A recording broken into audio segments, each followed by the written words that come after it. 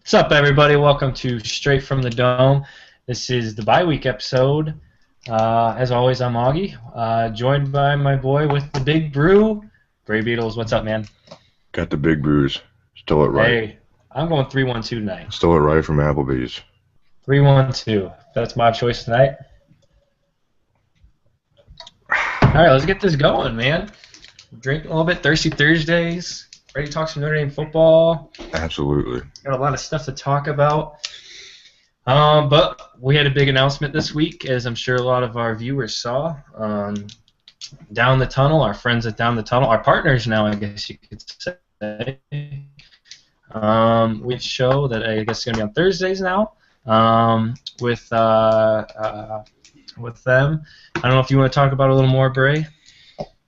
Yeah, we are beyond excited. It's a live radio show that's going to involve their fans. They're going to be able to call in. We can talk whatever they want, Notre Dame football, any concerns they have. It's going to be very interactive. It's going to be, I believe, at least 2 hours long, and it's just going to fly by because their fans are amazing. We interact with their fans already on Twitter. We're going to, Kevin Burke at Go Irish Glory, Sergeant Shamrock will be hosting, and hey, they came to us and asked us if we would like to co-host with them, and we were more than happy and excited to do this. I'm excited to I just want to do a show every single day. Like, ever since they announced this, I just want to do a show every single day because, like, I need another excuse to talk some Notre Dame football. So, hey, Down the Tunnel, guys, it's amazing. We are so excited. It's a live radio show, like I said. We'll be tweeting out numbers to call in and whatnot. Augie, anything else? We're ecstatic. Man, you texted me that day, and I was like, "Hey, sounds awesome." I wasn't sure of what all entitled, and then the tweet went out, and it was like, "Holy crap, this is awesome!" And talking to Kevin, had all the guys, I'm ecstatic. I'm ready to do it. I know everyone I've talked to and told, "Hey, we're gonna be on Down the Tunnel." Like, "Oh man, congrats!" So definitely a great idea. Don't know if you saw Jared's tweet. Jared must be live tweeting right now. He put the meme. I'm relaxing. I'm getting blackout drunk, and you're leaving me alone. But thanks, Jared, for that. But yeah, I'm excited. Jared's something special. Jared's something special, to say the least. Number one fan of Straight from the Dome. I'm excited. Looking forward to it. Can't wait to start this week. Get that show rolling while doing our show. It's going to be a fun rest of the season. I can't wait. So let's kind of put the season. Let's recap the season real fast. This is what I want to do real fast. Just recap. 3-0. We beat Rice, Michigan, Purdue.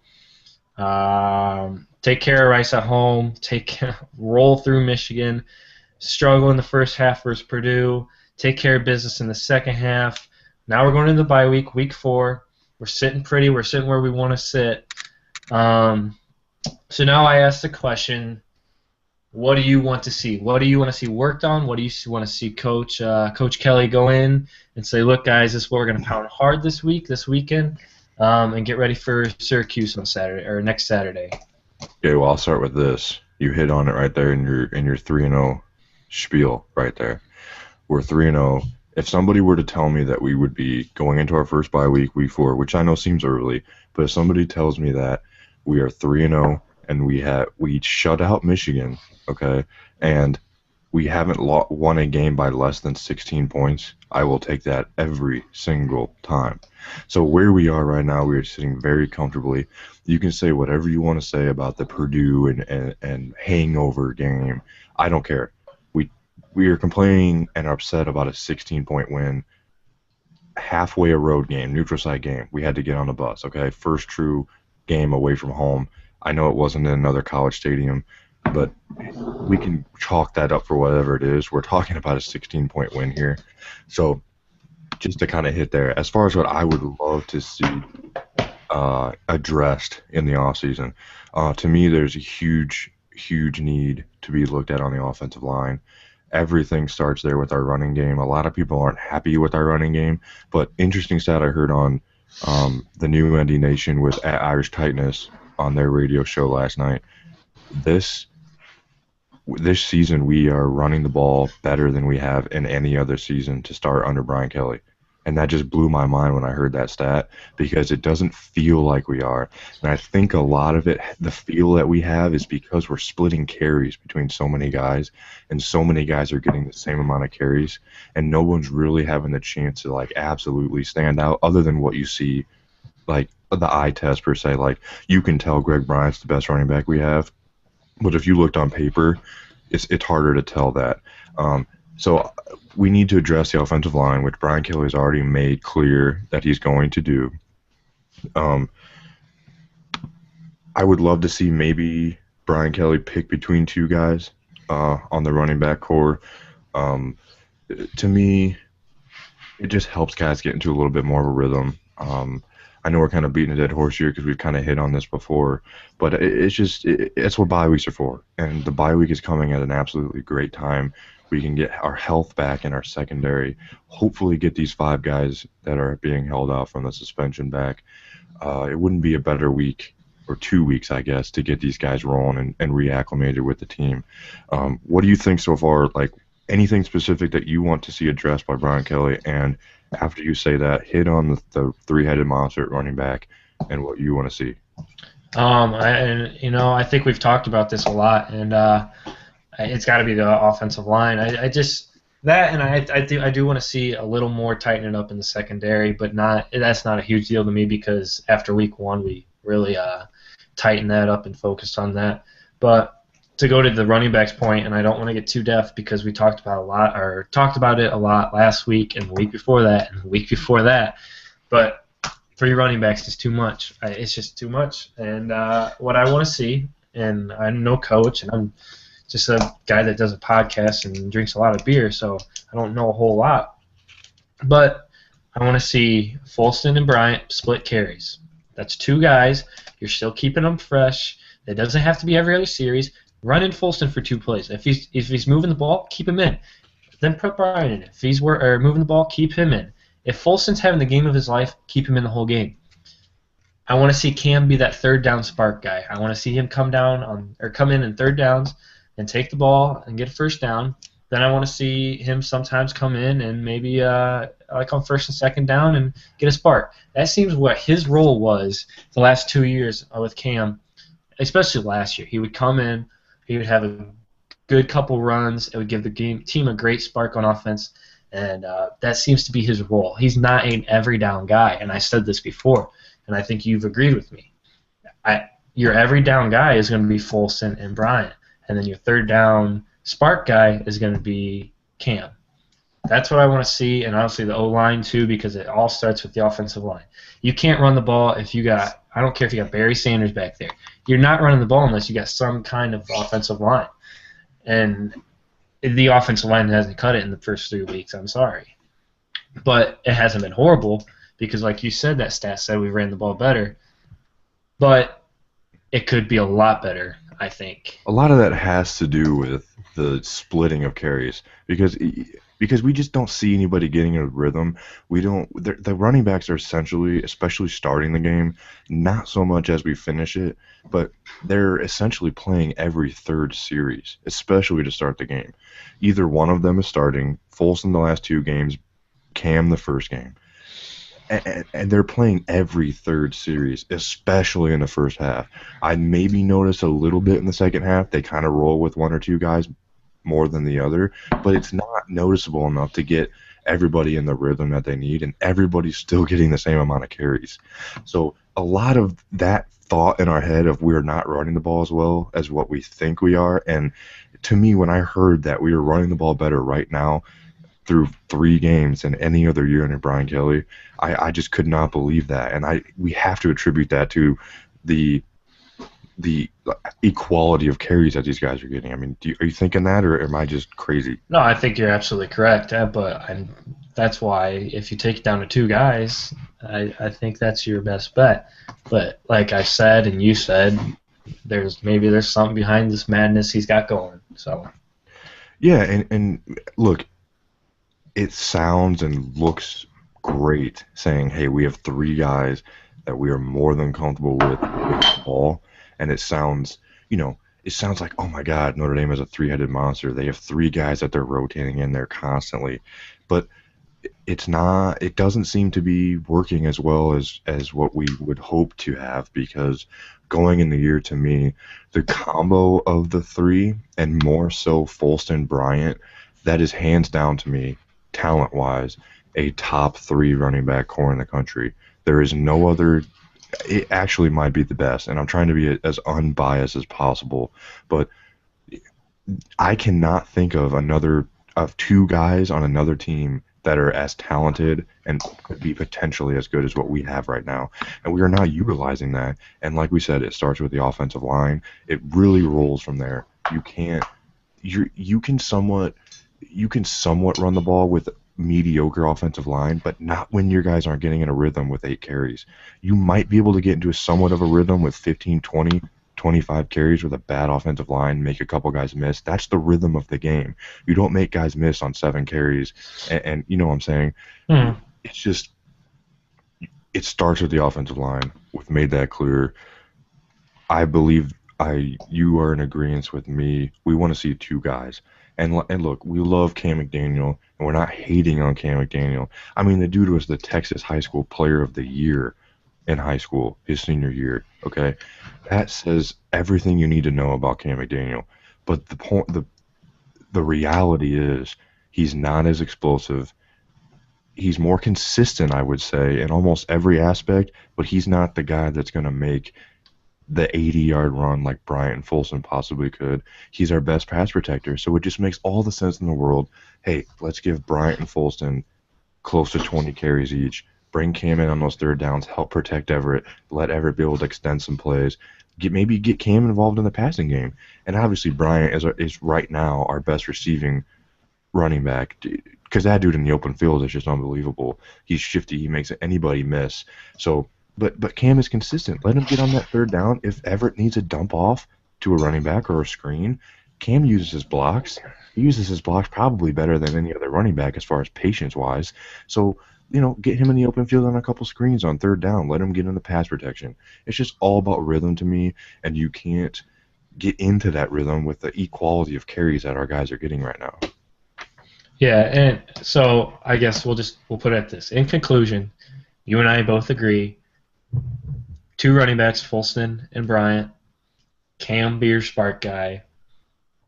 That's all we're gonna go with it, because we've hit it really hard the last 2 weeks, and we're hitting it hard again. So we don't want to get too much, beating the dead horse.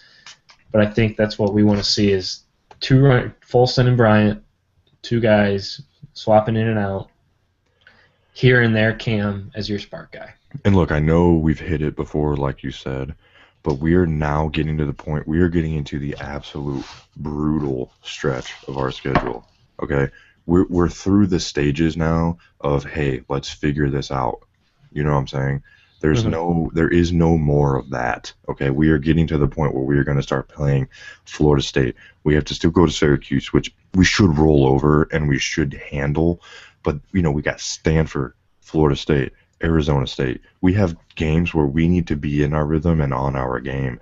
And the days of, hey, let's see which running back's going to be our guy are over. We need to make that decision, because we can't go into Florida State or Stanford rotating those three guys like we are right now. It's just not going to work against those teams.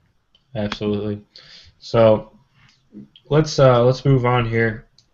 I want to get a feel of who surprised you as an individual on offense and defense, and I want to get who's kind of been a disappointment, who's let you down. We'll start on offense with our surprise. I'll start. I called this from our first show, and you can attest to this. Will Fuller. I saw him in the first game. I called it. I said, breakout year. He's going to have a breakout year. Everyone's going to know his name by the end of this year.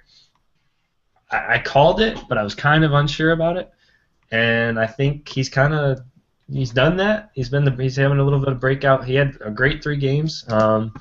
Real quick, he has 19 receptions for 225 yards and 3 touchdowns. Not bad for 3 games. So my surprise is Will Fuller. He's really stepped up with Daniels being gone. So I'm surprised, but I'm not surprised because I kind of called it, but I kind of went out on a limb too to call it. So I'm going with Will Fuller. Who's your surprise guy on offense, Ray? Okay, this isn't going to really be a surprise. I guess I'm picking Everett because I'm somewhat surprised of how efficient he has been. You know, we expected great things from him coming in. I just don't know if I expected him to play, as efficiently and as, not turning the ball over, really making his legs work. He's using his legs and utilizing his legs way more this year than he did in 2012. And, like we all thought, hey, he missed a year. This really sucks. Okay. But he went out and with Whitfield for however many weeks, what felt like forever. Okay, he's working out with one of the best quarterback coaches that we can possibly have. This wasn't exactly a bad thing for us, and we can see that now. So I'm saying Everett because how efficiently and how effective, how he's been poised, he looks so confident. He's a 100 times different football player right now than we had in 2012. And I guess the way he has no turnovers, 7 touchdowns, 0 interception. His QB rating is a 156.9. He only is completing 64% of his passes. I would love to see higher, and it feels like that would be higher to me. I feel like he's more around 70, I'm sorry. So I would like to see that improved. He's running the ball very, very effectively. 2 touchdowns against Rice. It's just, it's not a surprise to me, I guess, but I guess I'm surprised of how well he's, putting this season together so far. Like we said, he's a 20 million times better quarterback and better product than we saw in 2012. He's bigger physically, he's more mature, he's way more confident, and it's great to see because, look, hey, Fuller would not be having the year he would be having right now if this was Everett in 2012, or even if this was Everett in 2013, not having that year off with Whitfield, because he would still not be the player that he is right now if he didn't go see Whitfield. I think that's one of the biggest things that people are kind of overlooking. Like, some people are saying, hey, what if this was Golson's 3rd year? And I'm not doubting that he would be great in his 3rd year, but that time he spent out there with him and his mechanics, hey, he's using the laces now, for heaven's sakes. That was just a huge step for him, and it let him sit back and watch the game a different way. Watching the game from the sideline for 1 whole year, he has that itch to come back. He's a winner. He's a proven winner. He's lost 1 game in his entire career so far at Notre Dame. So that was absolutely massive for Notre Dame as a whole and Everett, and you can clearly tell that. Did you? I don't remember. Almost like the biggest.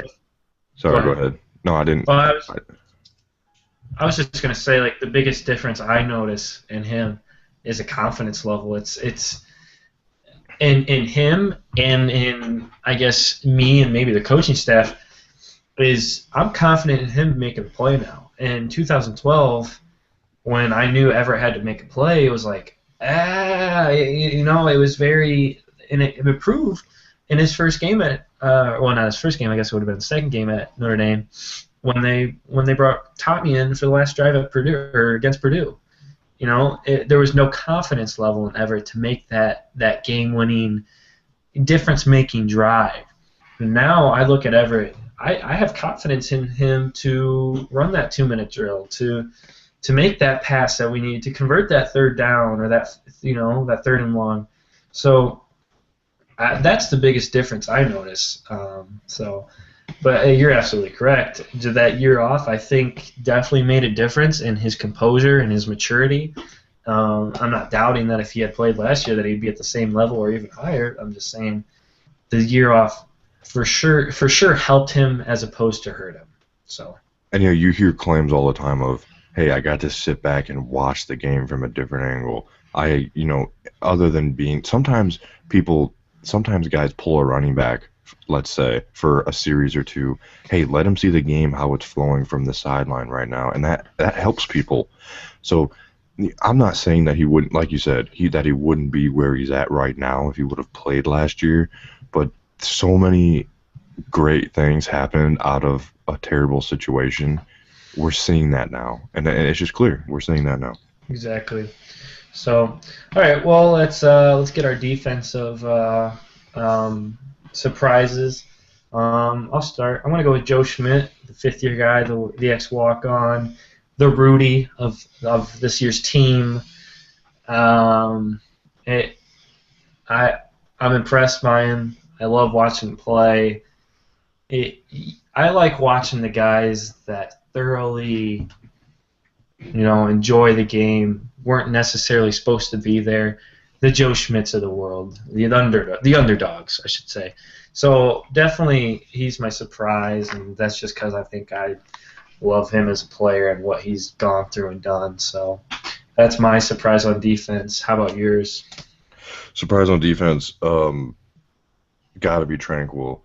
Not that I didn't think he had the talent going into the year and whatnot, but the way he's come in and the ways that he has come in, he's played. I think he's literally played like 3 or 4 positions, and it's just great to see an athlete like that who came in as an athlete to play so many different positions fairly effectively for being a true freshman.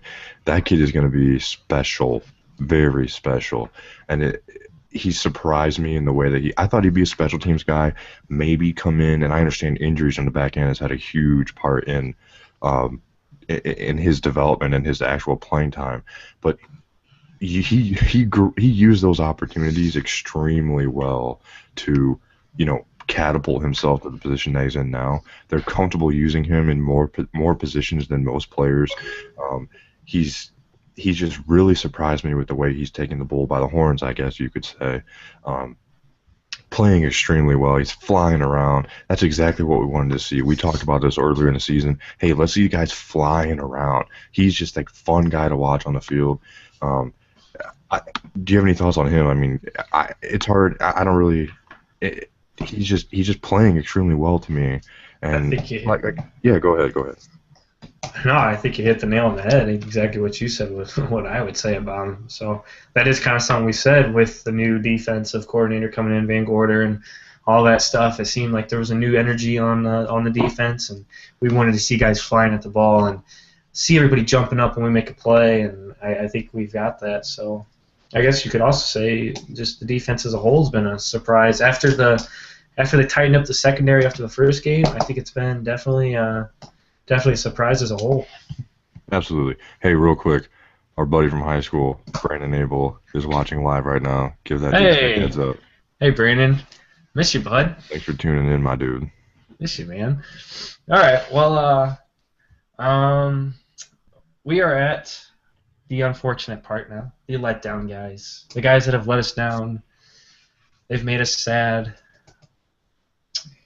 Offensively, I'm gonna go with Cam, and it's a very loose letdown. I'm not absolutely like, oh, Cam sucks now, that kind of thing.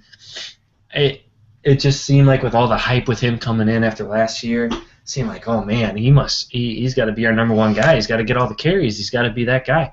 And even when he is getting the carries, it doesn't seem like he is that guy. And I just don't think that's his role as a player. I don't know, he's, like we've said 100 times, he's not the every down guy. So I'm gonna go with Cam, but very loose letdown. I can't. I don't want to say I disagree or agree. I mean, clearly you have a point in exactly what you said with him. I'm gonna go a little bit of a different route here. To me, I've kind of said this before. To me, where is Chris Brown? Where has he been all year? Even on the year, he has 4 catches for 36 yards. He hasn't had a catch for longer than 12 yards. Brian Kelly went into the year saying, hey, this guy needs to make plays for us. We expect him to make plays for us. He has been AWOL, to say the absolute least. And, with the suspension of DeVaris Daniels, I thought he would be a guy along with Fuller. The combination of Fuller, Carlisle, obviously Hunter until he got hurt, the freshman Justin Brent, who I keep hearing great things about. But I thought the combination between Chris Brown and Fuller, especially, who would be on opposite sides of the field more than likely, would maybe help replace Tavares, and it seems like Fuller has kind of done that himself. And look, we're both high on Fuller, but he's not having a Michael Floyd, Golden Tate type year, but he's having a great year for where, he was last year. Let's just leave it at that. But as far as Chris Brown, I don't know if it's a confidence issue. I think maybe we need to get him the ball in the open field a little quicker. Like, let's give him some confidence. Throw him a couple screens in the flat. Let's get him a little involved early in a game. When you get a guy like that who's having not as great of a year as he had hoped, as we had hoped, as Brian Kelly had hoped, when you get a guy like that the ball early in the game, get him into a rhythm. He gets that confidence. He gets that swag going. Then you start feeding that dude the rock down the field like we have seen in the past against Oklahoma with a big down the field catch. He's that kind of player. He can be that explosive player. He's extremely fast. He's got top-end speed. He has great hands. Maybe it's just a fact of a little bit of concentration like Fuller. With Fuller's drops, they're saying maybe it's a little concentration. Maybe he's looking to run before he can go. And I'm really rooting for Chris Brown, and I'm not hating on him whatsoever, but you would be a fool to sit here and tell me that he has been somewhat, that he hasn't been a disappointment. Absolutely. And I want to stress that these letdown guys, it was hard to pick them because, I mean, there's not really that many guys that have let us down, have been that disappointment. And on defense, I couldn't even come up with one. And when we were talking previous to the show, so, but went through offense letdown. So I guess we'll go on defense. I couldn't think of one, honestly. An individual that stood out to me as a disappointment. I told you before the show, the secondary, the first game kind of was a letdown. I was like, but then I understood we're young, had some injuries and suspensions, so blah, blah, blah. And then they turned that around the second game. The third game we were fine again. So I really don't have one on defense. I don't know if you have one. I'm in the same boat as you. It's really hard. I mean, our defense is playing so well as a whole. It's really kind of hard to single one guy out and say, where the heck has this guy been all year? To me, that's hard to do. I guess what I'm going to roll with, because I'm not a little girl and I'm actually going to pick a player like you. Shots fired, by the way. Shots fired. To the heart. I'm just giving you. All right, I'll just drink it off. It's all right. It's, to me, I thought we would expect a little bit more on a Jerron Jones. I feel like we're not hearing his name as much as I would like to hear. The dude's massive. He should be a physical presence on the field. And, it's probably, I haven't exactly looked into it as much as I should have, coming out and saying this, but it's probably he has a lot of hidden plays, a lot of hidden stats, like a Lewis Nix. He didn't have a great statistical year last year, but it's what he does that makes other people have good games. He clogs up the middle and whatnot. And this could be the case with Jerron Jones. I guess I'm just picking a guy because I don't hear his name as much as I possibly thought I would hear. He has 12 tackles on the year. He started every game. He has 6 solos and 6 assists. He's got 2 tackles for loss for a total of 16 yards of loss. He's got 1 sack. Thought maybe we would see a little bit more out of him there. But hey, like I said, it could be those hidden stats that guy's at, just like a Lewis Nix. A lot of hidden stats with Nix. Not a lot of tackles, but he's clogging up 2 guys on every play. And I need to go in and maybe look at that a little bit more and make a conclusion and come to a conclusion there.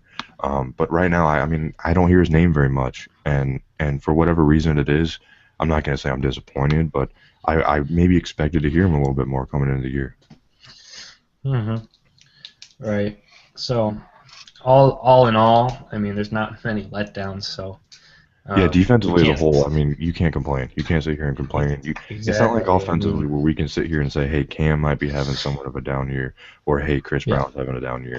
Like you said, you can't really single a guy out on defense. No. So, I just want to go over a couple stats here, or just run through them real fast and talk real briefly about them. Real quick before we go into this. Go ahead. Hear your thoughts on Riggs. How huge of a pickup has Cody Riggs been for us this year? I don't know what you want me to say. It's been huge. Yeah, I mean, I'll say you can go more into depth on it if you want. No, I just wanted. I just think it's huge the way he's come in and really played extremely well. I know he's an SEC guy and whatnot, but he's mainly a nickel. He's mainly a nickel player, nickelback player, and he's come in and started at corner with Kavari out, etc. Cole Lucas stepped in huge there. The addition of him is just absolutely enormous, and you can really tell. Um, it's just a tribute to Notre Dame as a whole. He wanted to continue his education, and he picked the greatest place on earth, other than maybe Ivy League and Stanford, to do that at. It's great to see a guy like that, a transfer, come in, because that opens the door down the road for so many other guys. A guy that wants to play a fifth year outside of where he was, and hey, let me get a great master's degree while I do it. If you want to elaborate anymore. For sure. No, I really don't have much to say. I don't know. I'll be honest. I don't know a whole lot about the guy, so it's hard for me to sit here. But I've seen him on the field, and it's been great. Great to have him on the field, like you said. So, so do you want to move on to stats then, or Yeah, throw some stats at me. All right. So yeah, I just want to just to throw some stats and briefly talk about it. Not much. We've talked a whole lot about Everett and how good he's been and what he's done for this team, how much he's changed. Here's his stat line: 62 completions on 96 attempts, 780 yards, 64.6 completion percentage, 7 touchdowns passing, no interceptions. I can't. That's the biggest thing to me is no interceptions. That is, I'll take that over all these stats all day. And like you said, QB rating of 156.9. Everett has had not a Heisman quality 3 games, although I know he's been talked about, and in the running we've talked about that too. We don't need to go into that, but he's had a win-worthy. I don't know how to put this, but a winning stat line, a stat line that's going to get you wins. Any day that you throw for 2 touchdowns a game, it's good. So nice to see Everett doing that. I don't know if you have anything else to say about that, or I can move on to the rushing stats here. You hit it on the head. He's a winner, and Yeah. and he does what's necessary to win. You saw it in the second half of the Purdue game. He took over that game when we were somewhat down. Not having the greatest game, he took over that game. When he felt like he needed to take over, it's exactly what he did, and that's exactly what you want to see out of your starting quarterback, because a lot of guys are not ready for that moment, and I understand it's Purdue, but he did exactly what he needed to do to get us that win, and maybe give us that win a little more decisively, especially in the second half. Obviously, we owe a ton to our defense and what they did in the second half, shutting them out, but he clearly took over that game offensively. And was the reason why we were so successful in the second half. Absolutely. We'll move on to rushing stats real fast. I think the stats speak for themselves. We've talked about this also with the 3-headed monster. Hold on, I want to do one thing. 3-headed monster. The 3-headed monster. That'll be the nickname. Greg Bryant, 22 carries for 119 yards, is your leader in yards. 1 touchdown. He had a long run of 17 yards, which was his touchdown. I think that kind of shows you maybe what's going on there with what we said. Then you have Fulston with sorry, I'm trying to do math here while doing this. Fulston, 30 carries for 110 yards, a long of a 19, no touchdowns. Cam has 25 carries for 97 yards, a 3.9 average, 23 long of a run, 1 touchdown. Then we'll add in Everett and Malik. Everett has 29 carries for 83 yards, 2.9 average. That does add in sacks, though, so you can't take that for what it's worth all the way. Has 4 rushing touchdowns, though.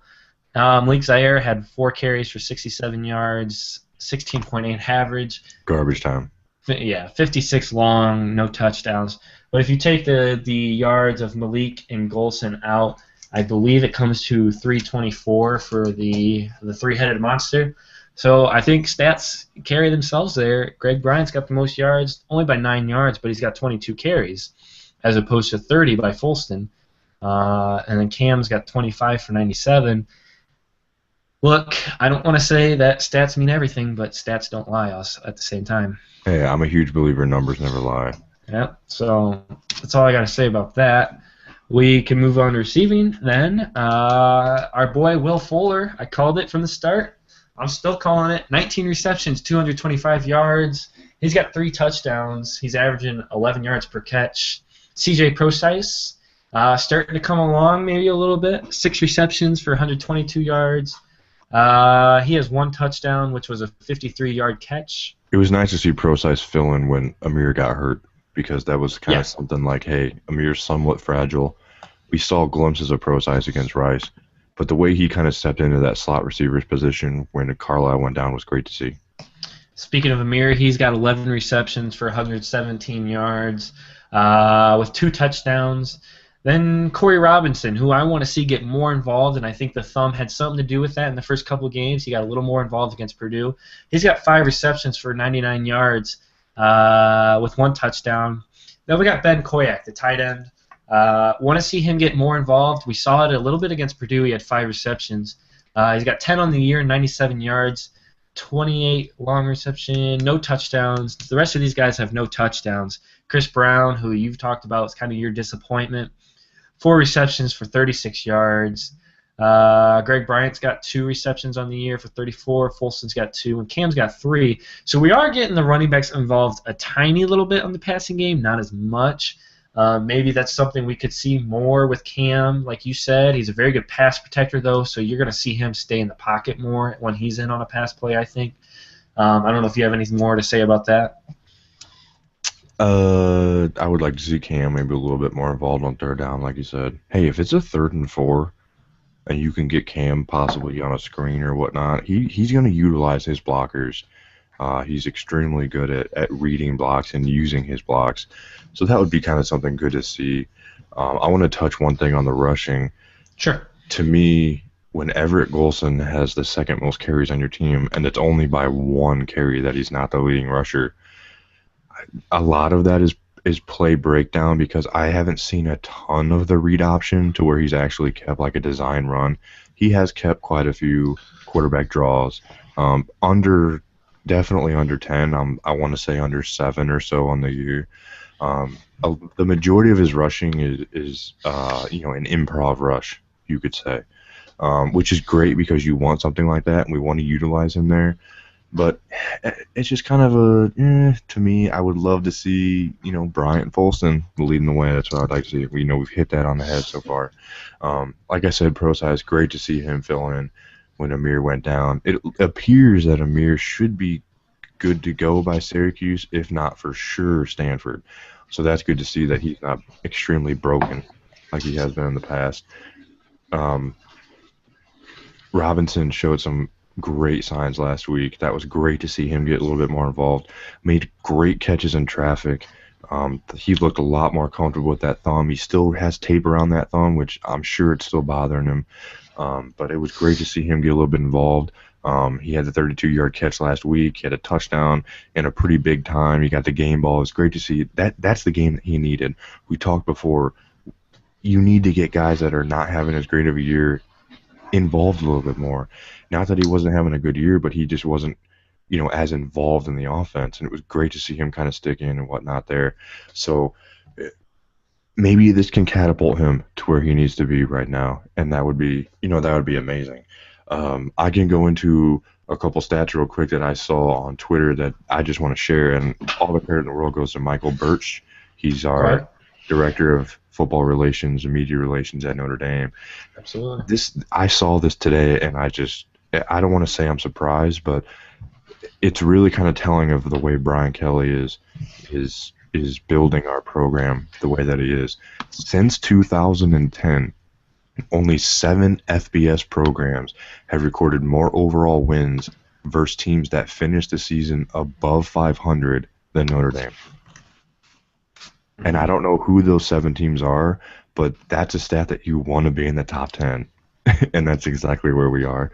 Absolutely. So, like I said, I don't know if when you heard that you were surprised.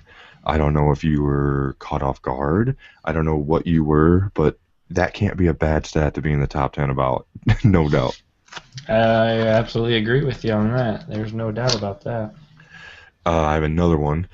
Since 2010, this is from our boy Michael. Since 2010, only 5 FBS programs have a higher win percentage of wins against schools that finish the season above 500. So that kind of goes along the same. Is that the exact same thing? Did I read the exact same thing right there? No, To no, be I didn't. honest with you, I'm looking something up, so I'm not totally listening to you. I'm sorry. No, it is different. It is different, but it sounded exactly the same. That was extremely odd.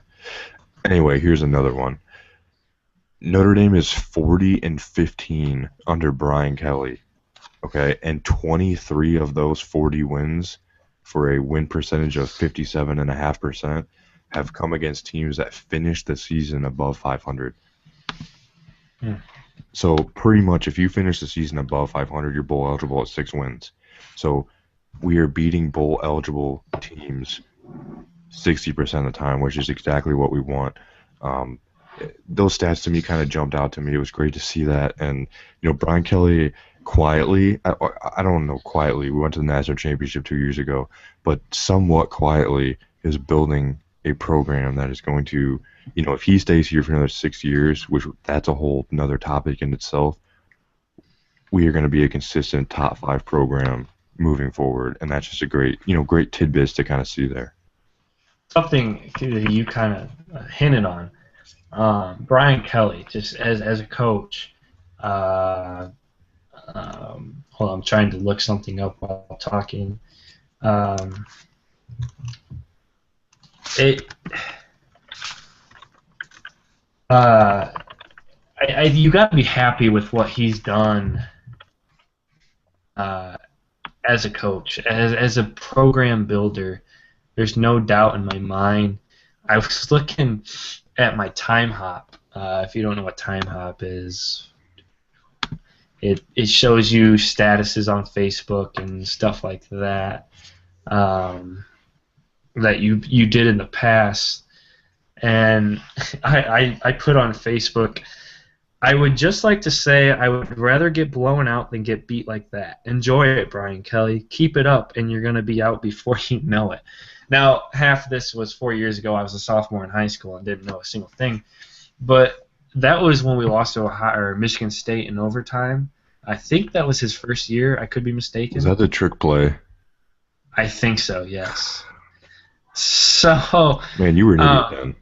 Well, I was a sophomore in high school. Probably, I don't know, who knows what I was doing. But it's amazing to me how much he's built this program since then. I know he was never really on a hot seat, but I'm just 1, 2, 3, 4, 5, 6, 7. We were 8-5, beat Miami in the bowl game. So you got to be happy with what he's done, absolutely. So I think that goes without saying. I just wanted to bring up my time hop and how stupid I was 4 years ago. Yeah, he's no doubt changed the program, changed the direction of our program, changed the mindset of our program. Charlie Weis was here. We were great offensively, essentially.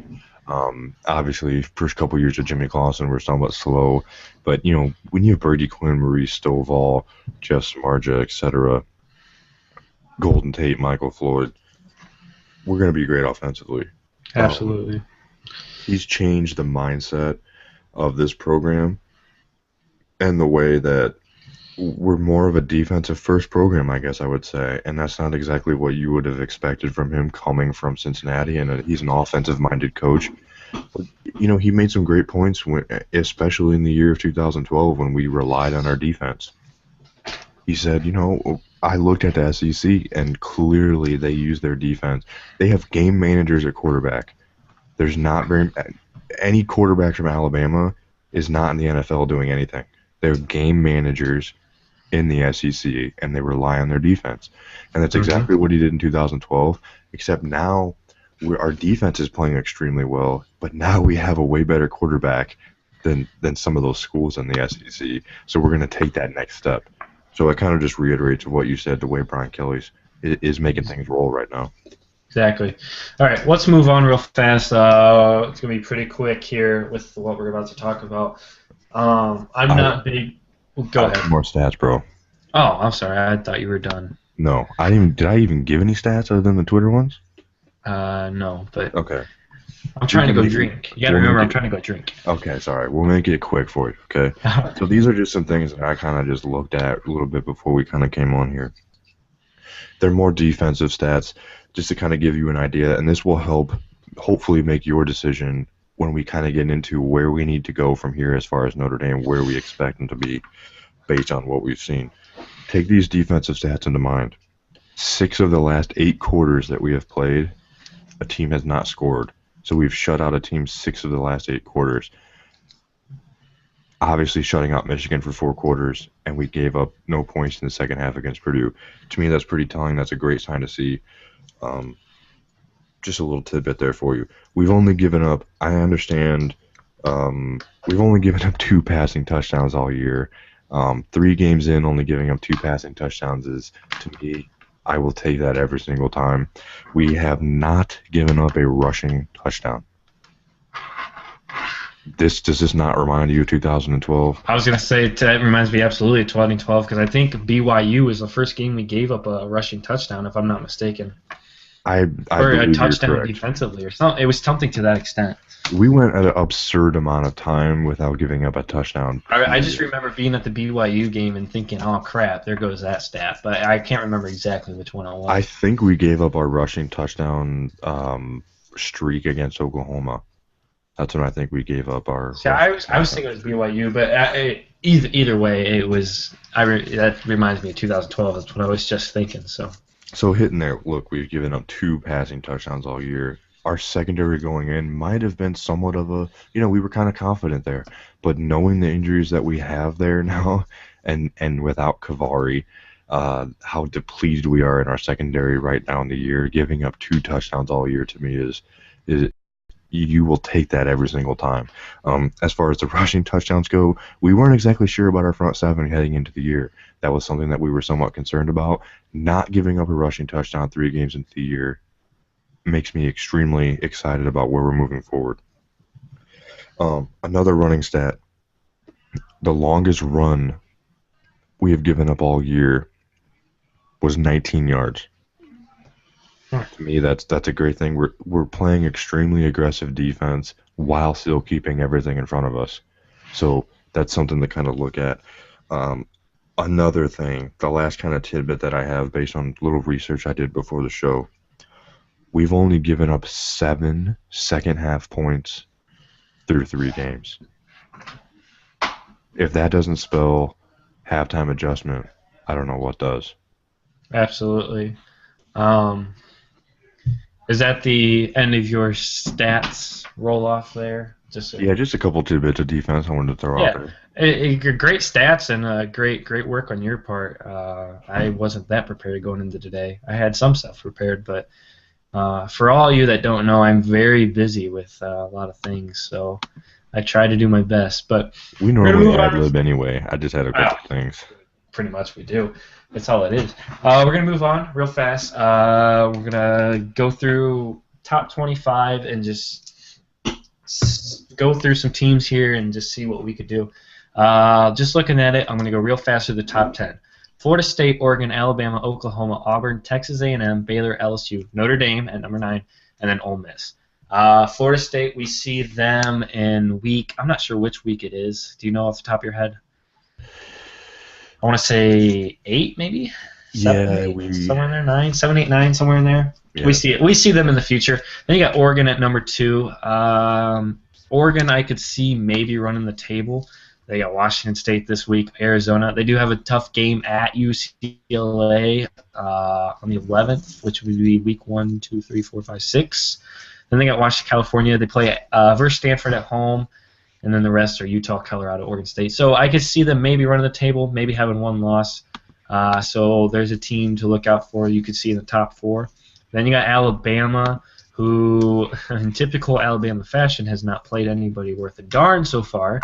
They do play Florida this week, but obviously Florida is not the Florida they've been in the past. They got Ole Miss, Arkansas, Texas A&M, Tennessee, LSU. Typical SEC schedule for them. So I could also see them maybe running the table with one loss. So there's another team you could see in the top 4. Oklahoma. Sorry, I just hit the wrong button. I don't know about Oklahoma. What do you have to say about Oklahoma? If you have anything to say about them? They're dangerous to Yes. me. Very dangerous. Offensively, very solid football team, explosive football team. They're dangerous to me. They're a team that you don't really know a lot about, and they're a team that just continues week in and week out to do what they should be doing at with the 4th rank. Exactly, and they got TCU this week, or no, sorry, West Virginia this week. TCU the week after that. Then you got the Red River Shootout the week after that. Then they do play Kansas State, who's playing Auburn right now. I'm not sure what the score of that is right now, but Kansas State is a tough team. But they really don't have any tough road games. Everyone they play in the top 25 is at home. So once again, you could see Oklahoma running the table, or at least one loss, another top 4 team. That's 3 of the 4 people right there that could easily be in the top 4. Auburn. I don't know what really to think about Auburn. I've heard different things about them. I know they're playing tonight. I don't know what the score is. Auburn won. Oh, they did win? Okay. 20 to 14. 20 to 14. So then you got Texas A&M. I really don't see them running the table. Baylor, don't really see them running the table. LSU, I think they play Alabama, so one of those two is going to not run the table. Then you come down to us. So I guess the question I have for you, and just real quick answer this for me, do you realistically see us being in the top 4 by week, I would say, 10?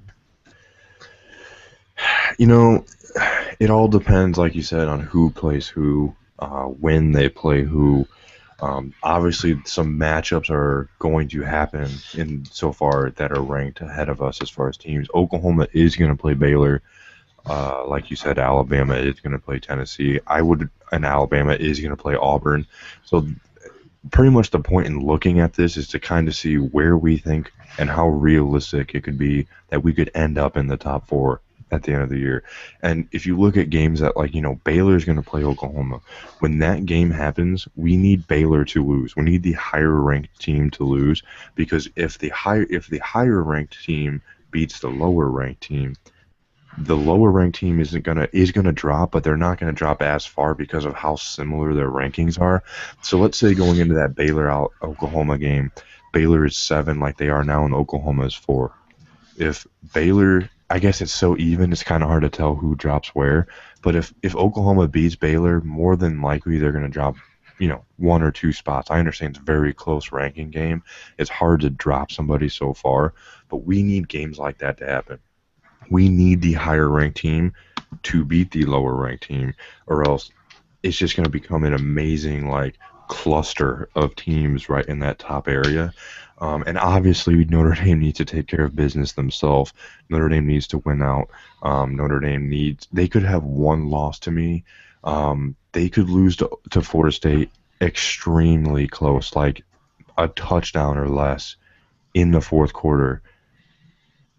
So they could have 1 loss to me, and it would be to Florida State on the road by 1 touchdown or less. That was the only shot that we have, and obviously things are going to take care of themselves. Like I said, there's matchups so far in the top 8 who are in front of Notre Dame that play each other, and we need those games to work out, in our favor to let the teams drop far enough to move up. Obviously, if anybody loses in front of us and we keep winning, we're going to move up at least 1 spot. Okay, depending how that goes. And hey, if Oklahoma loses this weekend in West Virginia to an unranked West Virginia, they're going to drop quite a bit. So things are going to take care of themselves. Notre Dame needs to focus on, winning out as best they can, because I can't see a two-loss Notre Dame team, even to Stanford and Florida State, extremely close. It's going to be hard. You can't be in the top 4 with 2 losses to me. I just can't see that. Exactly. And I want to stress very hard, and this will be my last point on this, my big thing with this is I don't worry about what the other teams do. Yeah, I'm going to root for whatever's going to help us, but my big thing is you got to concentrate on what we got to do first.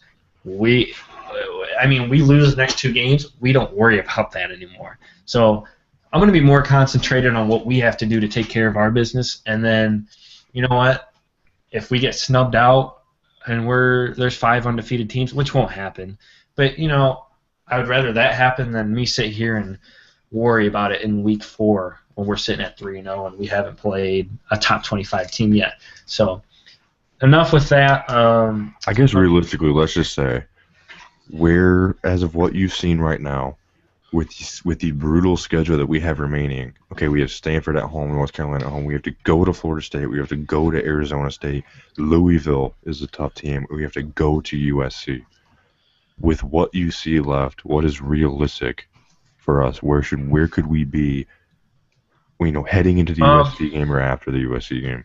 I'm realistically saying 1 or 2 losses. I don't see us running the table, honestly, unless we really pick up. If we can beat Florida State, I can see us running the table. If we lose to Florida State, I see us either obviously with 1 loss, but I could see us losing another game, either to USC or Arizona State, or maybe Louisville even. I just think, yes, we're a great team, but I don't want to be that guy that says, "Oh, we're going undefeated." So Absolutely. That's all I got to say. And I agree with that 100%. And I'm going to be honest. With the way that we're playing well. Our defense is playing extremely well. Everett's only going to get better. Offensively, we're only going to get better from where we're at right now.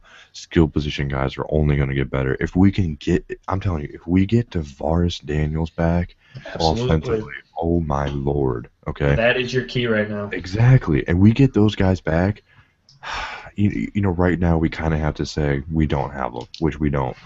But getting those 5 guys back, mainly Kavari, Ishak, and Daniels, that changes my whole mindset on everything. So right now, without them, looking at our schedule, honestly, there's not a game we can't win. And, obviously anybody can beat anybody on any given day, and anybody can say that all they want. But what I've seen so far, the talent that we have, we're young, we're only going to get better. It's not like we have all seniors and we might be at our, at our cap of potential. We're so young. We played 11 freshmen. We're only going to get better as the year goes on. There is not a game on our schedule that I see that we cannot win. There's not one. However, saying that,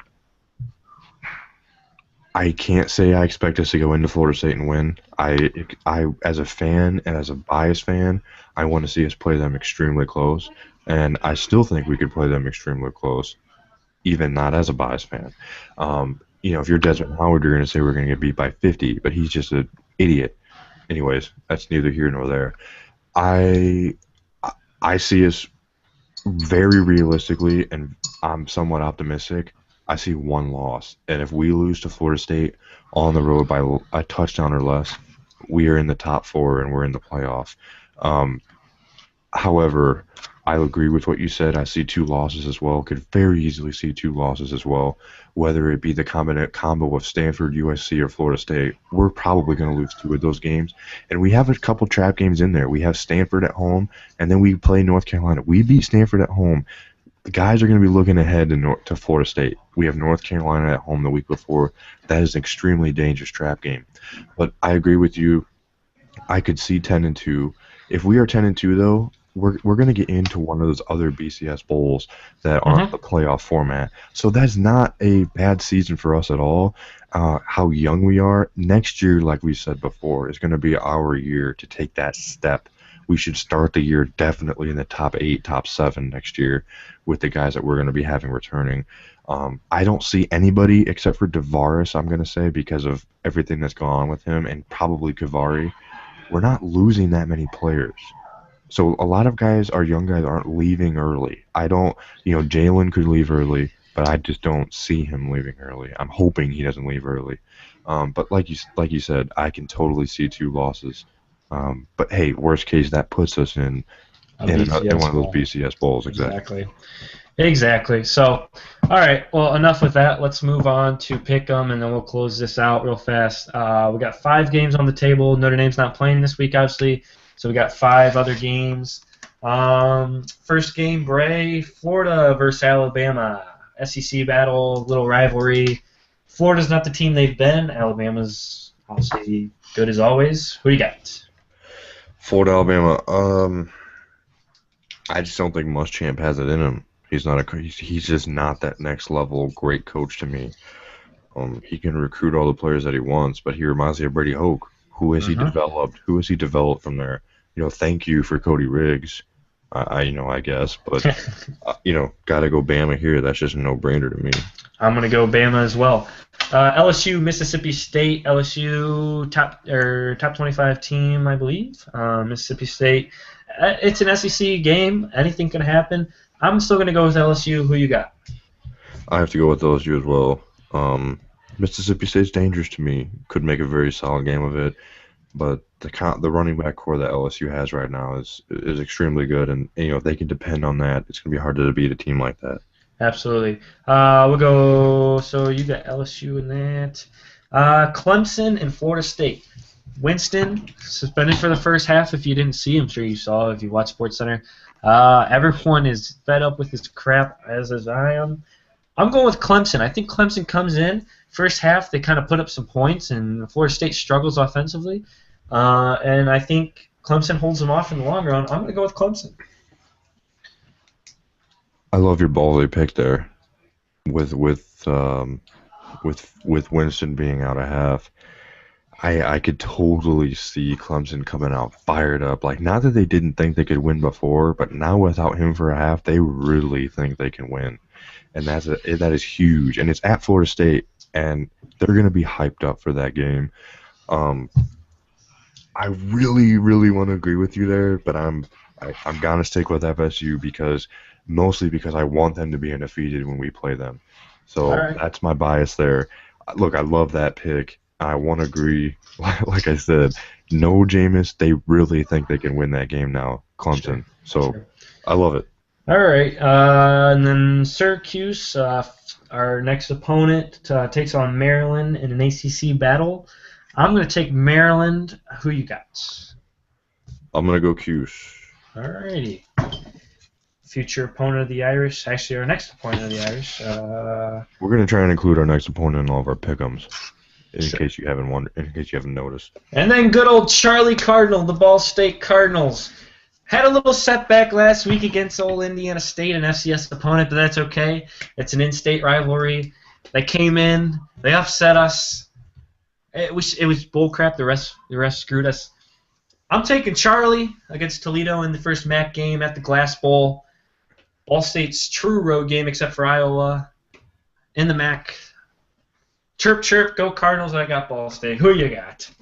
So the refs screwed you last week against Indiana State. Okay, see, I didn't watch the game. I was on my way back from doing a doubleheader, and I listened on the radio. And we were driving down the field. We were down by 7. And if you didn't know, Keith Wenning, he got drafted in the NFL. Pretty good guy. Was our quarterback last year. We have a new guy, Ozzie Mann. Struggles a little bit. He's a little smaller guy. He doesn't have the greatest of arms. He made a mistake. I'll say that. We had no timeouts left. We were on about like the 7 or 8 yard line. Rushed the ball for some reason. We had like 10 seconds left. Got down to the 3. We were on the line, ready to spike the ball, and I guess the refs lost the ball as they're trying to spot it. Clock ran out. Sorry, guys. Game over. Indiana State wins.